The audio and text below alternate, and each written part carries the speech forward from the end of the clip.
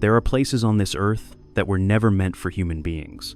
Places so old, so dark, so indifferent to human life that stepping inside them is an act of defiance against nature herself. Caves have existed for millions of years, long before the first human looked into the mouth of one and felt that irresistible pull of curiosity.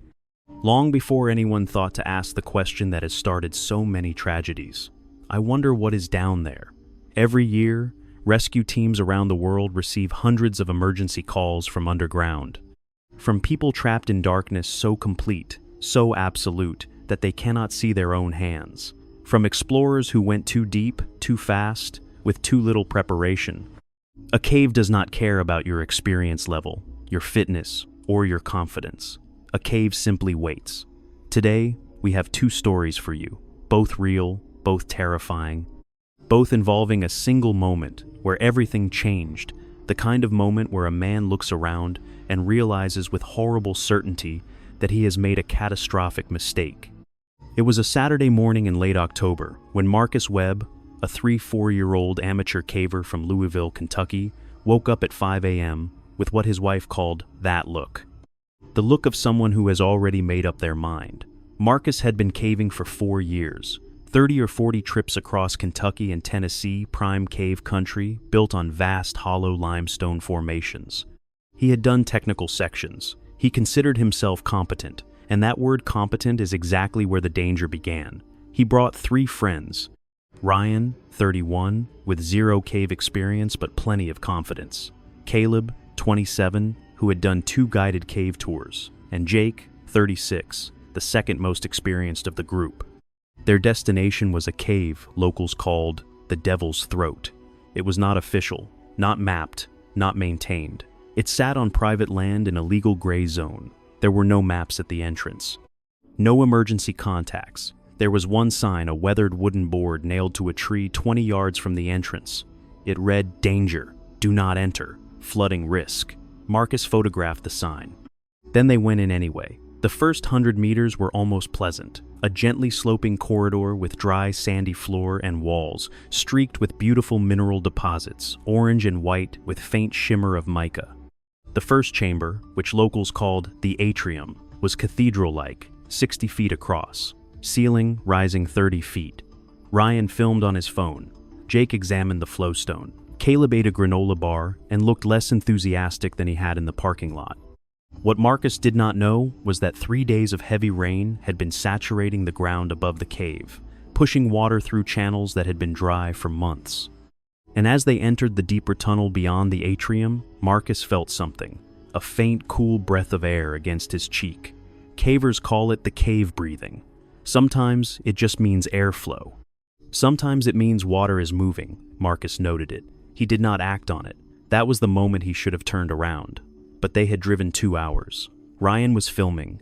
3 friends were following his lead. He went deeper. The passage beyond the atrium dropped sharply, a 30-foot angled descent over wet limestone.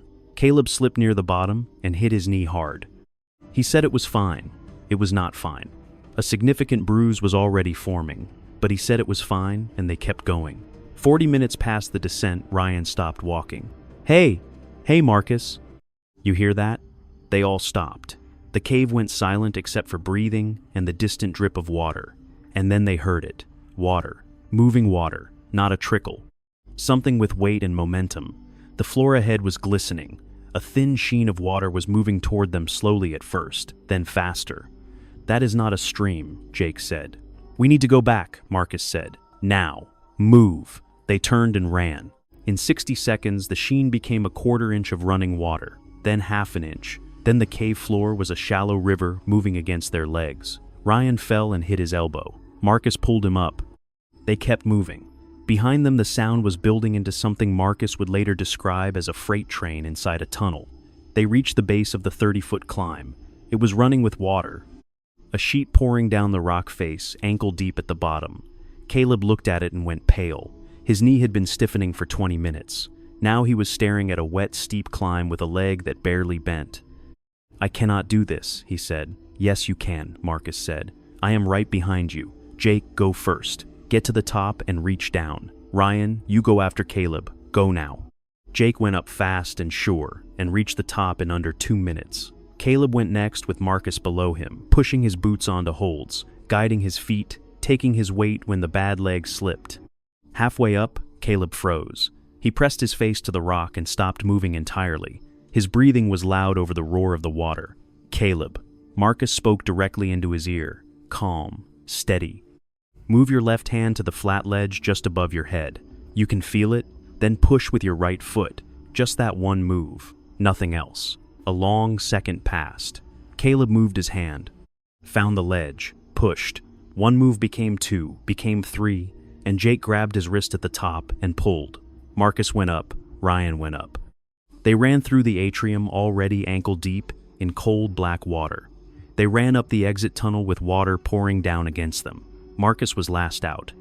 He stepped into gray October daylight and turned to look back. Water was pouring out of the cave entrance in a brown torrent. Investigators would later estimate they had escaped with 4 to 7 minutes to spare. Had Caleb's knee been worse? Had Ryan stayed down after he fell? Had they hesitated 5 more minutes in the lower passage? None of them would have made it. They drove to a diner 6 miles away and sat in a booth, and nobody spoke for a long time. Finally, Ryan looked at Marcus and said, "I am never doing anything you suggest ever again." They laughed. The kind of laughing you do when you are not entirely sure you are still alive. Our second story is different. The people involved were not amateurs. They were professionals with decades of experience. And they still nearly died. A team of 6 descended into a deep vertical cave system with a target depth of 700 feet. The team leader, I will call her the captain, had 20 years of technical caving experience and over 80 deep expeditions. The rope technician, the rigger, had 15 years underground. There was a photographer, 2 geology students on their first vertical expedition, and a paramedic called the Doc. At 680 feet below the surface, one of the students discovered his mechanical ascender. The device used to climb back up the rope was slipping. He reported it immediately. The captain assessed it, confirmed the fault. And then she did something that experience alone makes possible. She did not panic. She sat on the ledge and thought. She redistributed the functional ascenders and rigged a doubled safety system for every pitch on the way back up. Every person would ascend with 2 independent systems, slow, redundant, safe. What nobody knew yet was that the main rope, the one they had descended on, had been secretly damaged. A section of the outer sheath had been partially cut, almost certainly by a sharp rock flake on a previous expedition. The core was exposed. Under the strain of a full body weight ascending, that section would very likely have failed. It was the doubled system implemented only because of the ascender fault that saved them. 6 people ascended 680 feet through the dark, with failing equipment, stacked problems, and absolute professional focus. At 12:47 inches the morning, the captain stepped out of the cave into cold night air and starlight. 2 minutes later, the rigger followed. All 6 were out. All 6 were alive. The captain said it simply in an interview afterward. "The mountain gave us one warning we could see. We acted on it. That is why we are here."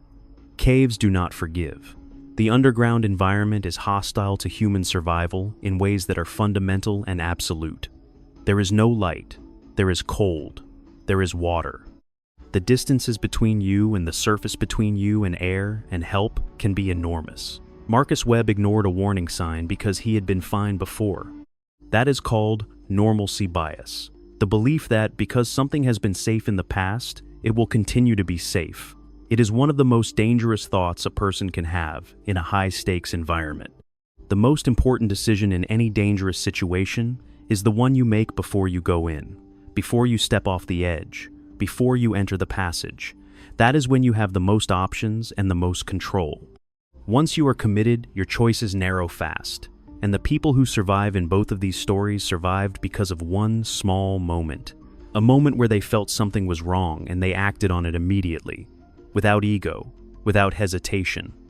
Marcus felt the cave breathing and ignored it, but when the water came, he moved instantly and did not stop. Geo 2 felt his ascender slip and reported it immediately, even though every instinct said, "Don't slow down the team."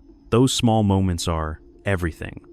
Because the opposite, the pause, the denial, the convincing yourself it will be fine, that is what fills the other kind of story, the kind with no survivors left to tell it. If you made it to the end of this, thank you. These stories matter because real people lived them. And somewhere right now underground, there are people who are fine and people who are in trouble and people deciding whether to turn around. I hope they turn around.